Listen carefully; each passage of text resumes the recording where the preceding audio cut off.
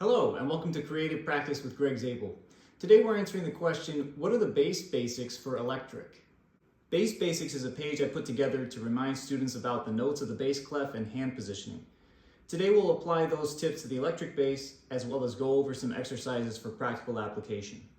The first thing I want to cover is how to plug the bass in.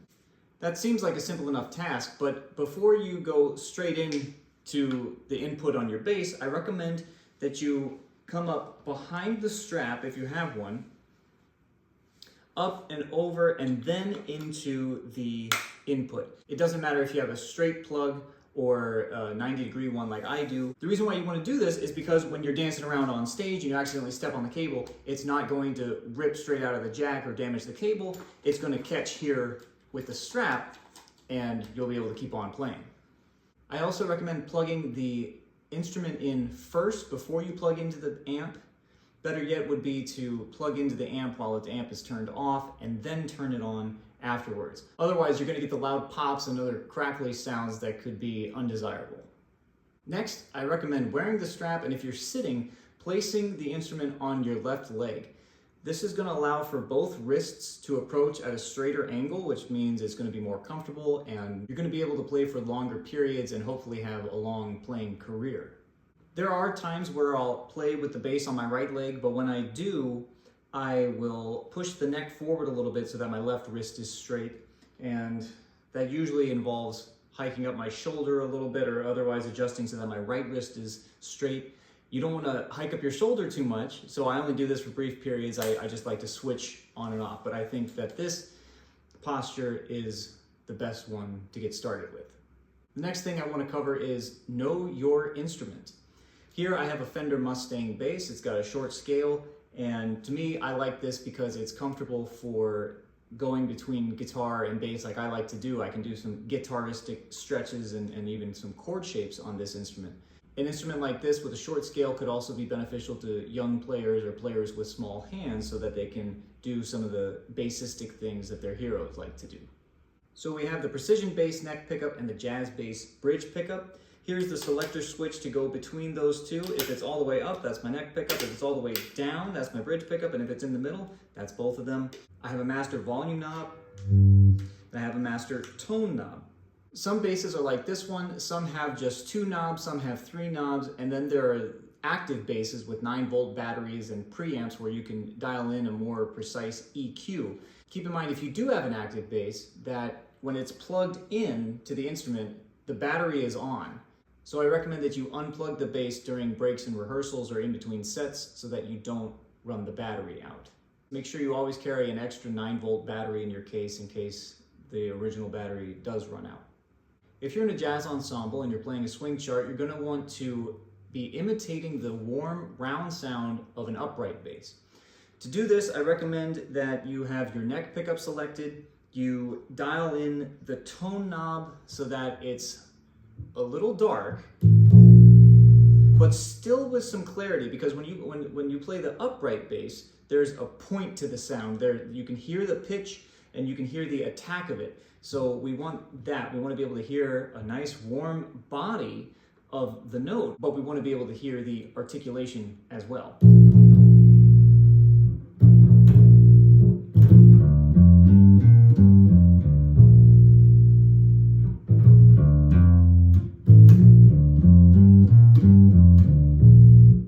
Something else to keep in mind is when an upright bassist plucks the string, they're right at the end of the fingerboard, on top of the fingerboard. So if we take this approach to the electric bass too, that'll help us with that warm, round tone as well. In addition, I'm using 2 fingertips together. If you're a beginner, I recommend this approach because you're going to be wearing both fingers at the same time, the same amount, so they'll both be building calluses. It's not like you're going to have a super index finger or anything like that. You're going to be able to use these 2 fingers separately eventually, but it's good to start building calluses on both of them right away. But let's say that you're playing a funk chart or a Latin chart. You're probably going to want a brighter tone that's more characteristic of the electric bass. So what I usually do is select both pickups or dial in to taste a little more bridge pickup to what I already have. It depends on the instrument I'm carrying that day. For certain songs, if you really want that Jocko tone, what you need is the bridge pickup, and I usually put it on just about as bright as possible to get that characteristic honk that he had.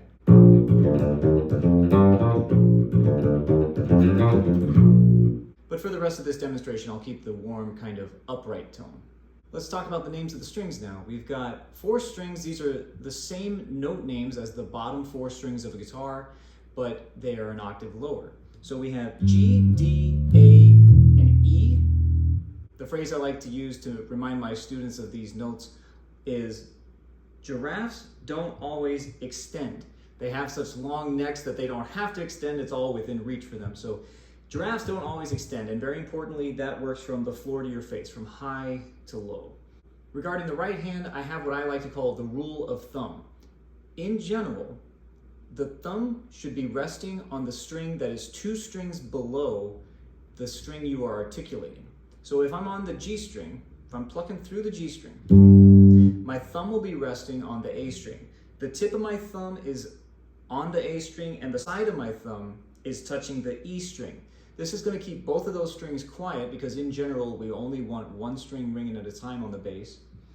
And furthermore, when you pass through the string, you let that next string stop your motion, again, keeping that one quiet, guaranteeing there's only 1 string ringing at a time.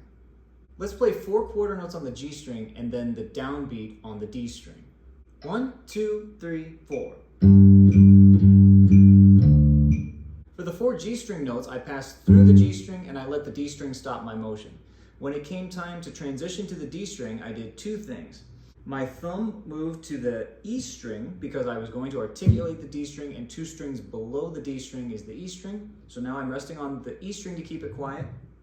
And my left hand came in to mute the string that I just left, the G string. So at the very moment that I strike the D string, my left hand comes in to mute. It's almost like playing drums, and we're syncing the hands up together. We have G and then D. Both hands are hitting the instrument at the same time. If we do the same thing, play 4 quarter notes on the D string and then move to the A string, watch what happens. 1, 2, 3, 4. This time, when I'm articulating on the A string, 2 strings below the A string, well, there is no string there. So here I move to the pickup, and I still continue on through the A string and let the E string stop my motion. If I was over here imitating the sound of an upright bass, then my thumb would move from the string to the edge of the fingerboard. 1, 2, 3, 4. And finally, when you pluck through the E string, there's again no string there to stop your motion. So what I usually do is follow through onto the pickup, let the pickup stop my motion. Or if I'm over here imitating the sound of an upright bass, I will let my thumb stop my motion. So let's play 4 quarter notes on all 4 strings. We'll go from the G string down to the E string, play the E string again, and then ascend up to the G string. This is an 8 measure exercise. 1, 2, 3, 4.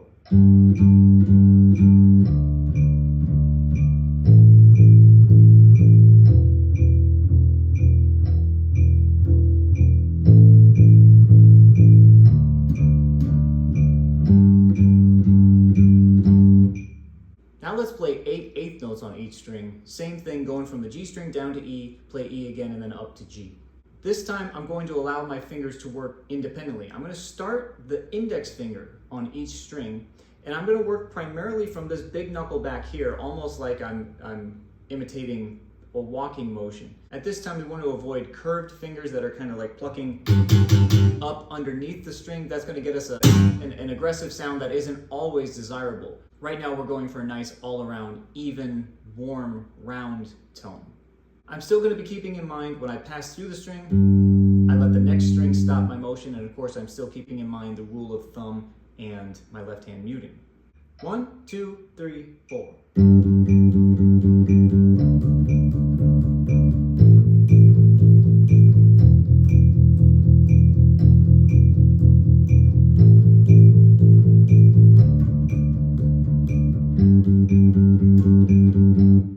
Now let's try a full measure of triplets on every string with the same pattern, G down to E and then E back up to G. 1, 2, 3, 4.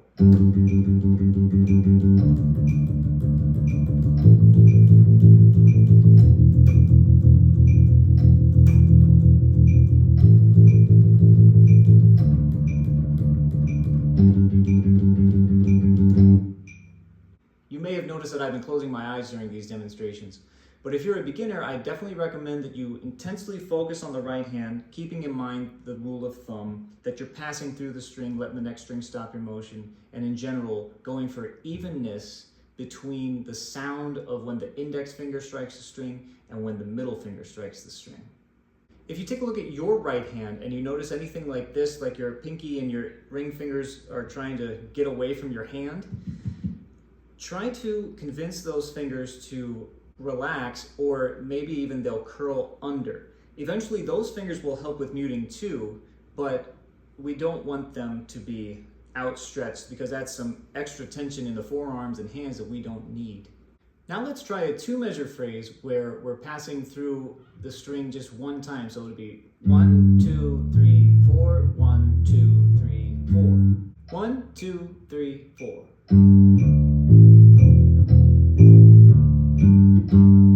Now with 2 eighth notes per string. 1, 2, 3, 4.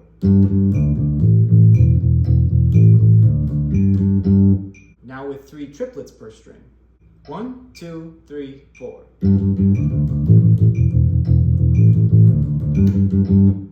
Now let's take a look at the left hand.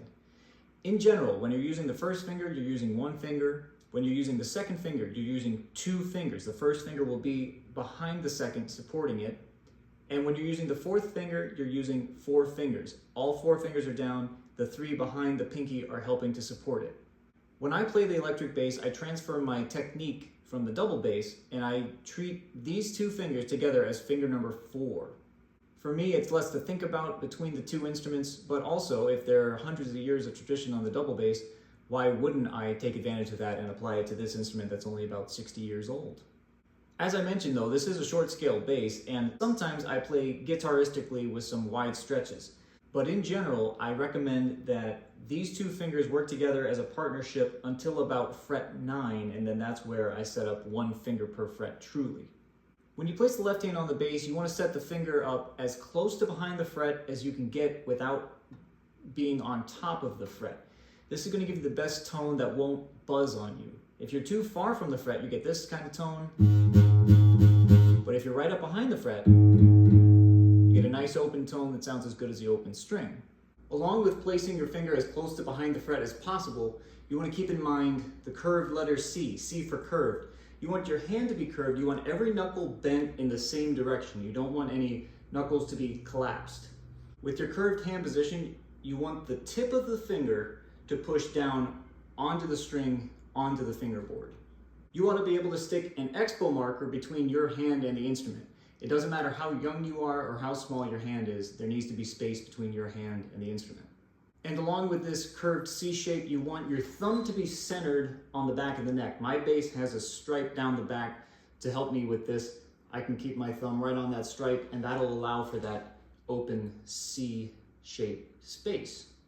Keeping your thumb centered on the back of the neck along with this posture that we borrow from the classical guitar world will allow for easier reaches with the 4th finger and better tone too. One of the best exercises to do first is a chromatic scale on each string. I'll demonstrate this on the G string, but you should take it to all 4 strings.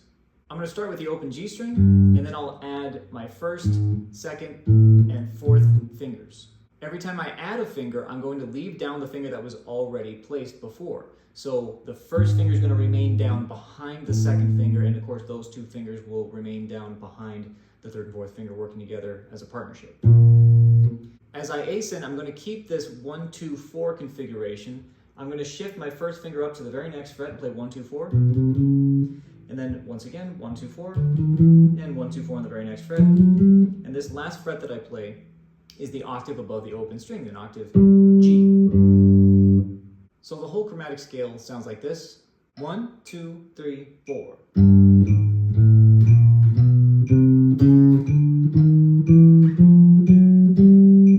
And anything that you can do ascending, you need to be able to do descending. This time it'll be about placing all 4 fingers at the same time and revealing the fingers underneath. So start out with all 4 fingers down, and we'll lift up the 4th and 3rd together, reveal the 2nd, now reveal the 1st.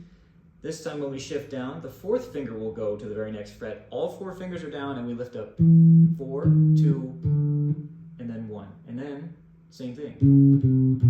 All 4 fingers down, lift. And finally the open G string. 1, 2, 3, 4.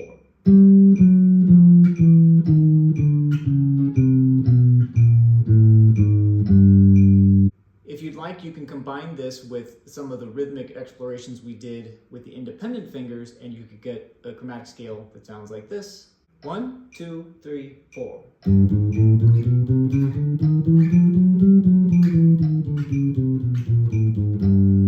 Or like this.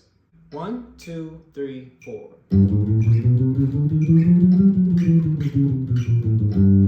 To build independence between the fingers, try this exercise that sounds like it's from the movie Jaws. 1, 2, 3, 4.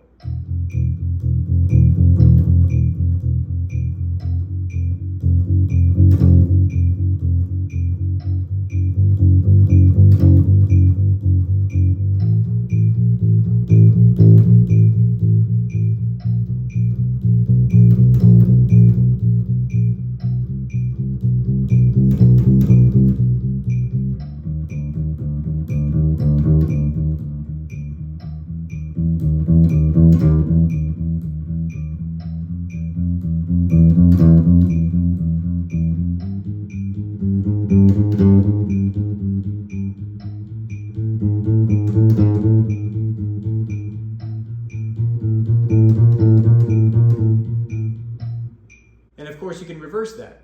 1, 2, 3, 4.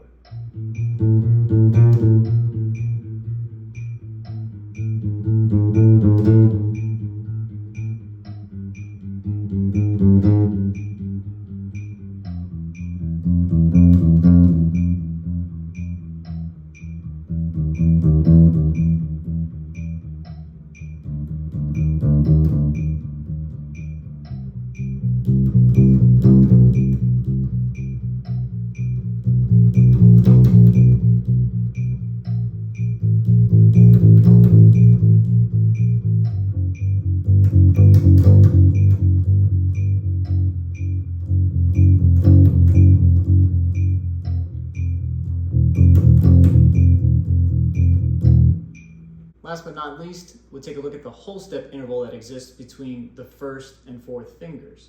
You can play a whole step interval and it sounds like the first few notes of Happy Birthday. I recommend doing this all the way up the string till about the 12th fret. 1, 2.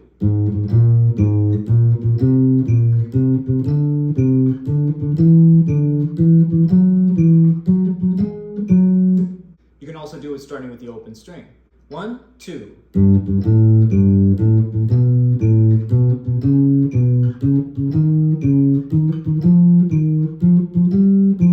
Also try the Sports Center variation where the highest note of each pair is the one that's played first. 1, 2, 3.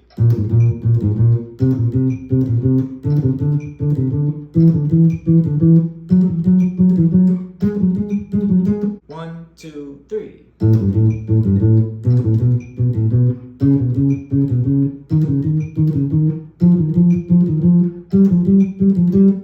These are just a few of the exercises that you might try on the electric bass. I'm planning on doing more electric bass workout videos on the channel in the future, so stay tuned for those. Once you've mastered these bass basics, I hope that you'll explore some other bass related videos on the channel. Thanks so much for watching and have fun being creative.